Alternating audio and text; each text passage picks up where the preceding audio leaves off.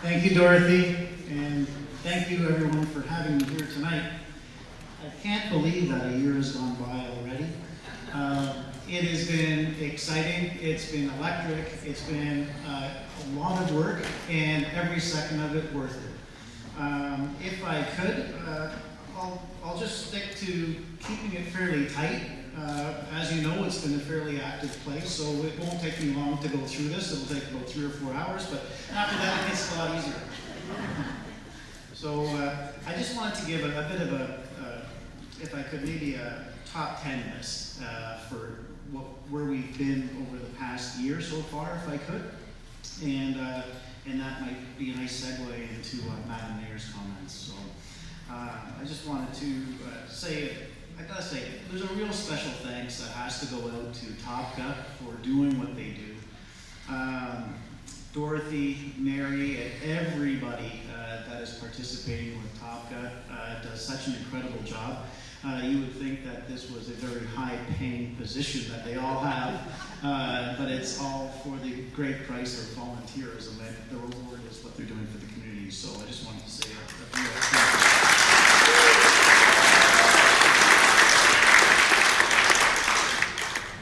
So without any further delay, I'll just start off with my top 10 list, if you will.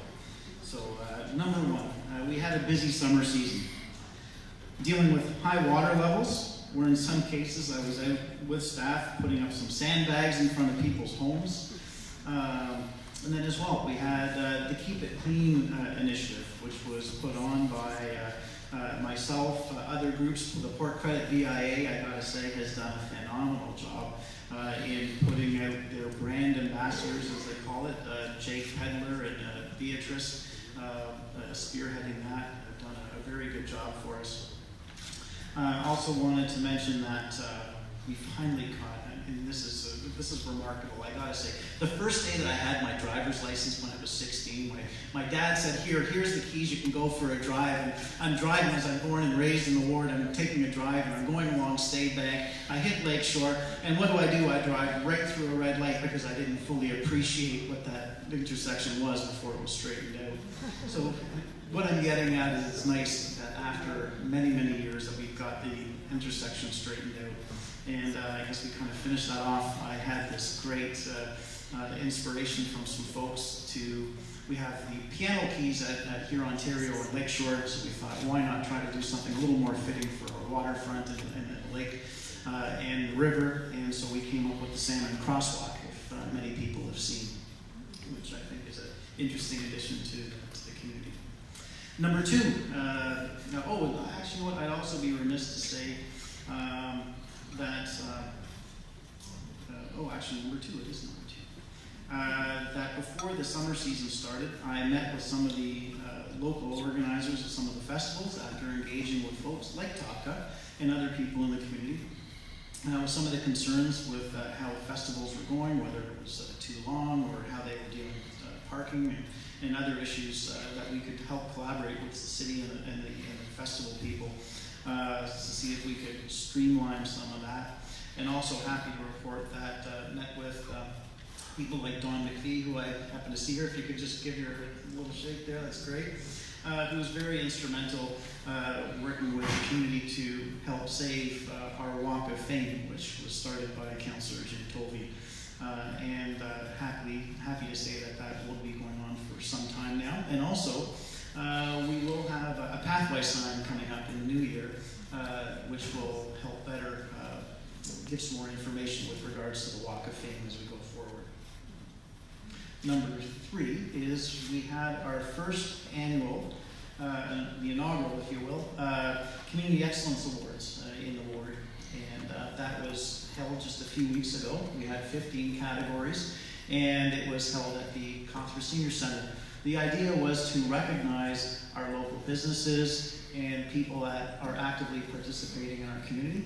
And each one of those categories, we had people that sent in who they thought should be nominated, and that was all citizen run in terms of getting all the participation. So a big thanks to everybody that participated in that, and that's our first and next year it'll be bigger and better, I promise on that.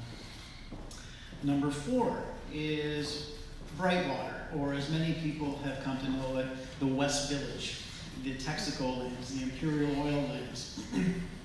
The spot that probably nobody ever thought that would be habitable in a million years. In terms, it actually turned out to be a great collaborative approach where it's a made in Mississauga community that's coming our way. And our work's not done there, I promise. We had a motion that went forward as well, which would be addressing some of the traffic concerns with the Heritage District, and meetings will be starting up shortly to start to tackle that issue as well.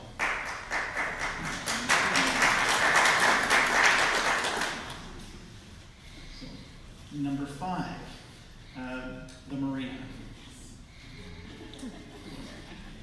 I came in and I had a chat with our city manager, and she said, there's an infrastructure project coming along, and it would be ideal for the marina because it's an expensive venture, and something like this would be right up our alley. So, well, this sounds really exciting. And then all of a sudden, bang, it's coming before us. Some of the issues there that we faced, for 27 cents on the dollar. Now tell me if this sounds like a reasonable deal. For 27 cents on the dollar, which would be the city, we get 3.5 acres of parkland valued at $20 million. We get to keep the port and port credit, we get our working marina, we get a marina, and we end up finishing off with a nice little cherry on top, a waterfront redevelopment, which will be envied by all. And so, not going on deaf ears by any stretch when I hear Gil speak, that this is a time for excellence, and I truly believe that the best is yet to come. So this came before council, and I've got to say, the bat signal truly won out. And it was incredible to see council. It lit up like crazy for people that were writing in, for people that showed up from all walks, whether it was people that worked in the marina, for folks like Alan here that came from a historical perspective, Dorothy and TOPCA. This was truly an incredible display to see. And we ended up with a unanimous vote on council just to put the application in to keep the port and port credit. So I've got to say a big thank you to everybody.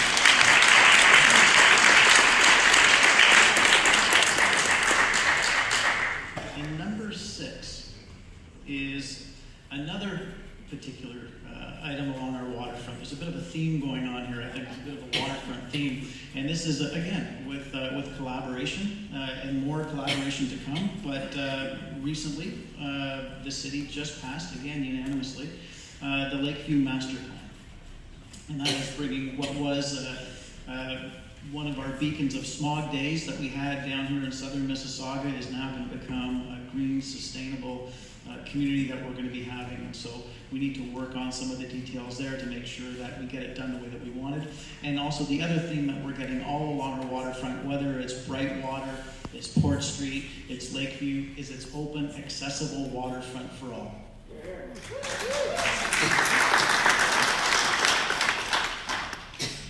Number 7 is what's coming down the pipe right now, which is, I think, near and dear to a lot of us, is a review of our tree bylaws on the public and private side, which I think is extremely exciting. Hoping to put some teeth to that and tighten them up. And then as well our noise bylaws, which are coming up for review right now.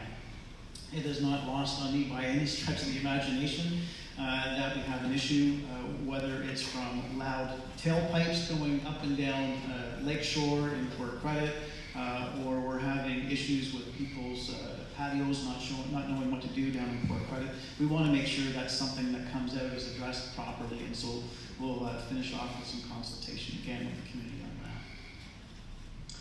on that. Number 8, we've got road safety, which I think is near and dear to a lot of us. One of the things I really kind of lobbied to get on, and I was able to, I was fortunate enough to get on, was the Road Safety Committee. I wanted to try to bring some different things, try to be a little bit innovative, be a little bit bold, as Gil mentioned about just in general how to tackle issues that are facing us. First off, and Rome not built in a day, but we're off to a bit of a start. You can see on our way, on your way out, if you will, there are some new signs that say slow down. Those are ones hoping to grab people's attention. This is the first one that I was fortunate enough to work with the committee on to get done, and the idea is that we do a new one every year just to have it as top of mind, shake things up a little bit for folks, so that is coming. Also, as a city, we're now able to do 40-kilometer-an-hour area zones. Our first one we've done, which is in Orchard Heights. My idea is, if I can, I'd like to do pretty much all of the residential neighborhoods right across the ward.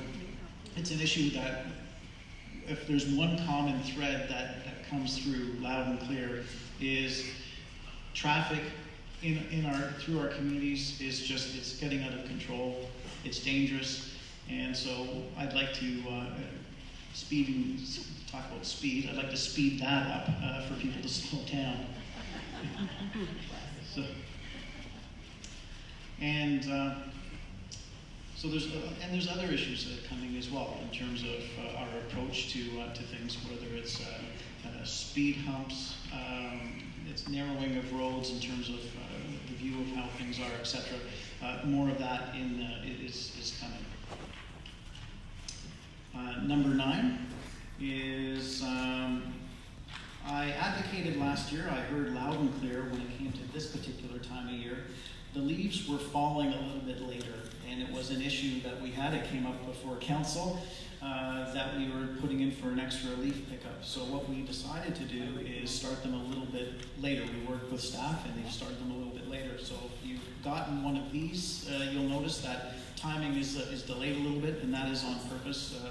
The city certainly heard the communities, and we've started this a little bit later. Those folks that have gotten this yellow card, you'll notice that your leaf pickup date is going to be probably a few days delayed, and that was weather related. So just wanted to make mention of that. And number 10, I'd like to give a little announcement on. It's for some have known and some don't. So this is an issue that I know Gil said he spoke about several years ago, which seemed like a natural extension. I think maybe timing is everything to a certain degree, and I think our time, sorry, I'll speak right into the mic here, our time is now, and that is to execute on the pedestrian cycling bridge across the credit. It has been talked about in one form or fashion. Now's the time. I just wanted to make mention that early next year we're going to be starting on the environmental assessment.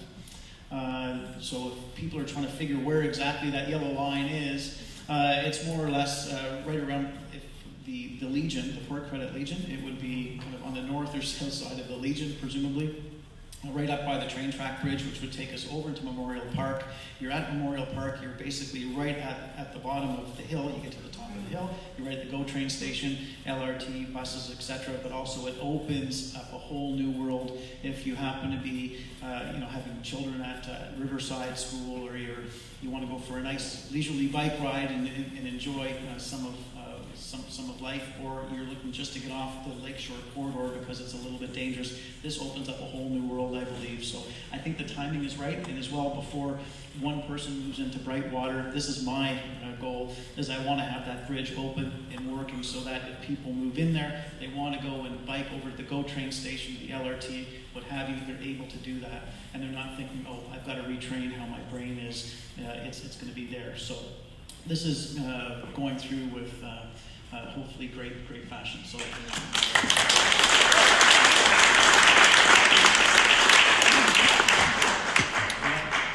that's my top 10 list in summary, because I could honestly go on for a lot longer, and I don't want to keep anyone longer.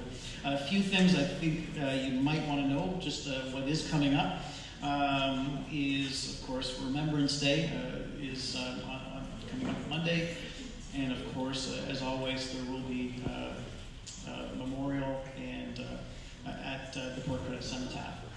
And I've got to say, it wouldn't be one of my talks without giving a plug for shopping local. So I've got to say that this year, the Port Credit BIA is going to be doing something called Winter in Port Credit. which extends not just for the Christmas season, but also right through from November 23rd to January 25th. And you're going to see a whole bunch of different things coming up soon. So they will be kind of unveiling that as we go.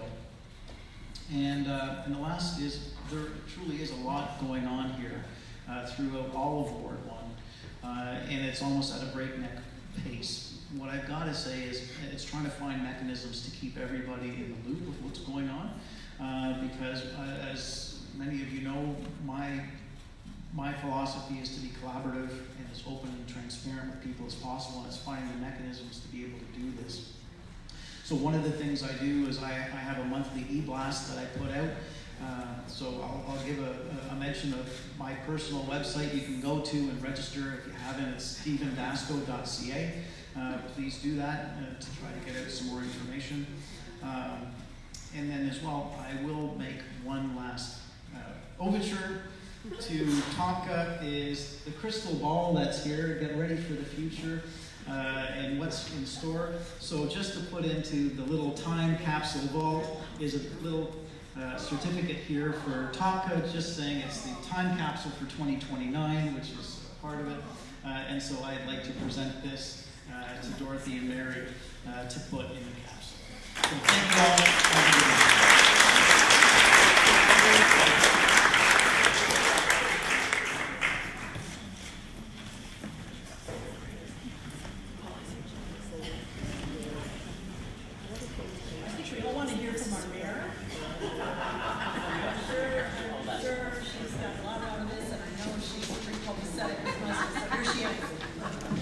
Thank you, Dorothy. Good evening, everyone. Not good night. Don't go yet. I've been busily scratching down notes all through the evening. First, to Mary and Dorothy, thanks for having us tonight. And to Councillor Dasco, my colleague. To Gil, oh my God, can anyone get so many ideas and words out in a single sentence over an hour? Wow, I'm still blown away. He's so inspirational. He's so animated. Gil, thank you for coming tonight. It was a great pleasure in reading what you put out and listening to you, and thank you. This man is a true visionary in every sense of the word, and I heed what he says, and I'm going to be responding to some of the questions and comments that were made earlier. But for now, let me say to Gil, yes, we're moving to reduce speed limits to 40 kilometers an hour it's one neighborhood per ward for now, and in January we're going to do more. That was only because that's the only number of signs we could print that quickly. Sorry, but it's coming. They're doing it. We do have a Vision Zero strategy. Yes, we do. We do believe in sustainable mobility. We believe in, of course, active transportation. Creative spaces. We're trying to create those everywhere. Physical separation. Get pushback. I tell you, I know you're the converted. I know you want them. But across this city, when I try and put in cycling lanes, do you know what happens? Back off. Back off. Don't do it. I can't tell you. We actually had a conversation with the city manager that we may not even be able to honor our master cycling plan because there are too many communities that don't want them. Even if we offered separated lanes, which is at a higher cost. So I very much resonated. Well, if you don't plow the streets, you save even more money. Thank you, Gil. I've been to a lot of those cities, including your brothers in Bogota, and seen the beautiful BRT. We are planning our own BRT, Copenhagen, to see those bike lanes. Yes, Malmö. Actually, Stephen and I were in Malmö together. We saw those buses in Chicago. Went about 2 weeks ago to see the waterfront. Fantastic. And what I'm most proud of, I think, right here, is the citizen engagement. Look how engaged you are and how much feedback you have. And I have to tell you that I was a councillor in Ward 5, and we were advertising that the LRT was going to break ground. And come in here, the staff talk about the dislocation that will occur, we're going to rip up your roads and where it's going to go and what it's going to cost. And because we have limited means, we put it out in our newsletter, the written one, the electronic one, on pixel boards, on road signs. Do you know how many people we had? In Ward 5, in the southern end, not in Malton. Malton, I get more people than here, 200 easily. In Britannia area, you know where that is, right just north of Eglinton? Well, if you include the 12 staff that were there, we had 25 people. So it's not like this around the city. You're very, very unique, and I really value that, and I know Stephen does as well, but it's not like this across the city. So when I hear you stand up and say, bike lanes, Bonnie, don't you get it? Oh, I get it. I'm going to bring you to the next community meeting in Ward 5 or Ward 6 or Ward 8, and you can tell them. You do it. Okay, so we'll talk about that, but you know, there's a lot of anxiety here about change, and we do want to be bold, and I heard Gil, we're good, we want to be great, but we got to be bold, and I've always thought about it. That's always my thing. I've always wanted to be very bold and take some very strong positions, but there's a lot of uncertainty here, and I think that does cause anxiety with everyone, but I just wanted to reassure you that we are committed to citizen engagement, so you will be. I see people here from Lakeview as well. Michael and Deborah are here. And so before we move forward on any of these major changes, you will obviously be engaged, you'll be consulted, and that's our top priority, of course. And so we know what your concerns are, traffic and congestion. I love, personally, the idea of bike lanes, extended patios, wide boulevards, 2 lanes. Don't get excited, I don't know. See the staff here, do you think we get that through, Hugh? Right? You can try, and then you connect South Service Road, North Service Road, we can try, right? We're gonna try. I think it's a brilliant idea. Wouldn't that change the character down here? I love it. Now, let's not forget, we are bringing 30,000 new residents down here too, probably 50 in 25 years' time. But the good news is we just earmarked almost $55 million for a BRT down in this area, or shuttle services. We've made it one of our top priorities for our ISIP money. That's our Canada Infrastructure Priorities money. I'm going to talk about the BRT later too. Now I just want to touch on the marina. Wow, you guys were awesome. And I have to be honest, Stephen and I, we had strategy meetings, calling each other, texting each other every day, reaching out the back signal to the community. We didn't think we could get it through council. We had to defer it so that we could lobby you and do more work with councillors. There were a number of them being parochial. Wow, $70 million going into Ward 1 again. Oh my God, what about my ward? It was a lot of money, but it was city building, and it was the right thing to do, and the community wanted it. And we have a vibrant, how do you have a vibrant waterfront and not a marina? I have just come back from Chicago. They have 19 public marinas in Chicago, and we can't have one. So we were concerned. Thank God we deferred that vote so that we could continue to work with the councillors and inform them that there's a solid business plan there. This thing actually makes money, and we'll get our money back, whatever we invested in over 20, 25 years, no problem. And there's more demand. There's a demand for slips. But it was a tough challenge. I wasn't sure we were going to win. The night before, we heard we convinced 2 votes, and the morning of 2 more. I thought, okay, we got our numbers, so we thought we had 7-5, and then it ended up being unanimous. So, oh my gosh, I was so grateful. So grateful. And to all of you, Heather and Dorothy, Chris, Don, Frank, Alan, that came out, maybe more of you, we so appreciated it. We needed the support from the community, and how great it was to hear from the actual people engaged in business and in the fisheries industry to come forward and say, this is a going concern. This is an industry based here too. It's just not for fancy yachters as it was being portrayed. We don't want to put public money into a yacht club, right? And that's not. I said, well, they're voters. And Stephen and I and Frank and Dr. James, we were able to get the postal codes of where everybody who owned those so-called yacht boats lived, and they're right across the city. As soon as we put that map up, the heat map up with those dots all over the city, that really helped our case as well. That it wasn't just for the very few and the very wealthy, it was everyone across the city and beyond. So it just also attracted tourism. So very, very grateful. So we only made 2 asks under that Community Corporate Recreation Fund, only 2. The marina, top one, and then the South Common Mall, South Common Community Center, which is desperately in need of a rebuild as well. So just the 2. On the Lakeview and West Village, the Brightwater development, we're very, very excited about it. Many of you were out last week. We did approve the 8,000 units. The important thing is 66% is 8 stories or lower. Now that's a pretty good achievement. Brightwater, 3,000 units as well. So we're really going to redefine what our waterfront looks like, become that hub for tourism, culture, but public green spaces, space-making creative spaces, and innovation, right? We have innovation corridors of both. So the LRT was mentioned. Yes, we thought it was $1.4 billion. I saw the RFP was closed. The deal was closed. Oh my gosh, it's over $2 billion. I know, and then over with operating costs, it's almost 5, yeah. So we do have Mobilinks is the company, or it's actually a consortium that was contracted to design it, build it, finance it, operate it, and maintain it. And of course, this is not a city project, let me reiterate, it's a Metrolinks project, right? So, you're happy about it now until that construction starts. Hopefully it's not during election season. But we do want to get those shovels in the ground and get that built. So just Port Credit is changing. It's changing, but it won't lose its vibrancy or character. It's going to continue to be unique and be our home.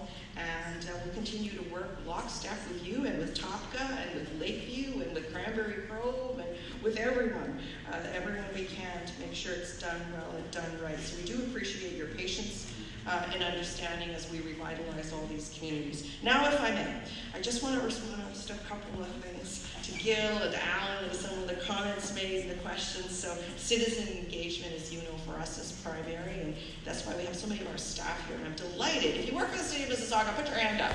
You can see how many people are here listening and taking notes, and they really want to appreciate what the community wants. And we heard, we're good, we're not great, we're working on it. We want to be great, we want to be great, and we want to be bold. But we do have issues. Food bank use is up, affordability is down, and, we do have great visibility and diversity. We do have diversity on council now, Gil. You got to update your slide. Getting there.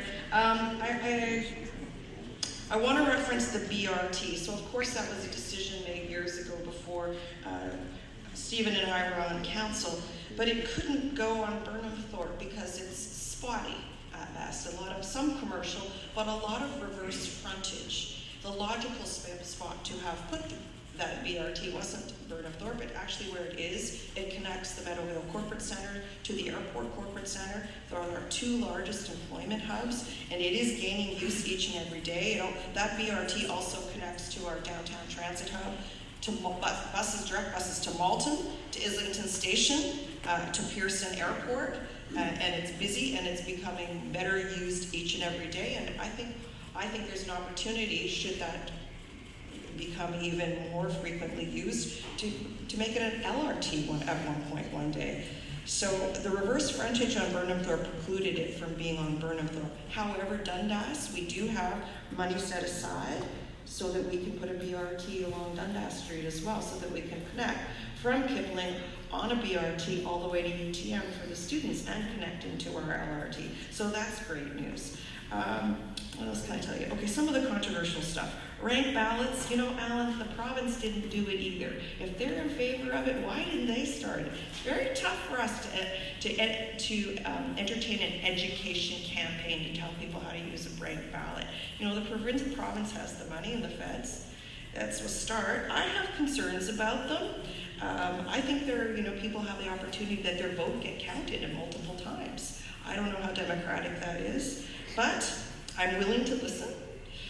On term limits, my family has a great joke about term limits, because sometimes you can't achieve everything you want in 1 or 2 terms. I want to be here to see the LRT built, not 36 years, but so they always say, term limits, mommy, those are called elections. So brochures on the flyers, somebody commented that they get our brochures once. Oh, Gil, you did. But you have to understand, we don't have a radio program. We have Saga 960 now. We don't have TV. So there are very limited means to communicate with our residents. And certainly our newsletters are a very critical vehicle that we get information out to you. And we all try to build up our electronic newsletters. And I think at the heyday when I was a counselor, I may have had 5,000 on my list, so that was pretty good. But when you think we have 60, 70, 80 in downtown wars of 100,000 people, 5,000 is a drop in the bucket. So you do want those to go to the houses, and maybe it's it does aid incumbents. I can understand that. But here in Mississauga, there are limited ways to communicate with our residents because we don't have a daily newspaper. We only have the Saga 960 recently, and so it is very different. We don't have a TV station anymore now that Rogers has closed down, right? So it's very difficult to communicate with our residents, and that is one means that our councillors use, and I think it's very vital for them too. On Lakeshore, we already talked about it, a lot of potential, but a lot of traffic and gridlock too. So if we can find opportunities to move that traffic and create more streetscape and atmosphere with the bike lanes and the outdoor patios and narrowing the street, wouldn't that be ideal? It would be lovely. So we'll work on getting a corporate report on that. What do you think, Hugh? Looking at you. On the separated bike lanes, I've already mentioned that. It's a great idea, but I get pushback, and here's what it is. So in Ward 8, they didn't want bike lanes unless they were separated, and it was going to cost an order of an additional $1 million. So we do have that tension, like the snow clearing on the sidewalks. We can and would put it on your tax bill, but then there's that pressure to keep taxes at a modest increase as well. So there's always that, we're always, what's right? How much can we afford to put on a tax bill before we face that resistance from taxpayers about what the tax increase is? I mean, it's very regressive to put tax your property. I think the right thing to do is the federal provincial government to give us a share of the income tax. Gail, isn't that how it's done in Colombia? It's done all over Europe. We need to entertain that here so we don't tax your property, which I feel very regressive. And then also the park was mentioned. Wouldn't it be beautiful to have a park from the 401? And yes, it would. We are trying to connect all our trails, particularly along the Arundel Park. It's so beautiful. When Councillor Yumiko was in office as the Ward 7 councillor, we bought up 56 properties to create a central park along the Cooksville Creek. And so that'll go a long way. I don't remember how many acres that is. Do you remember? How many acres Cooksville Park? 45? 25? 25 acres, Central Park around Cooksville Creek. That's pretty good too. So we're always looking for more green space. So I just wanted to be able to comment on some of the issues that were raised, and I really enjoyed myself tonight. Gil, you're such a visionary, so wonderful to see you. Thank you for being here, for being so generous with your time. I can't believe you have so many ideas in one sentence in 1 hour. It's fantastic. Thank you all. Thank you for coming out.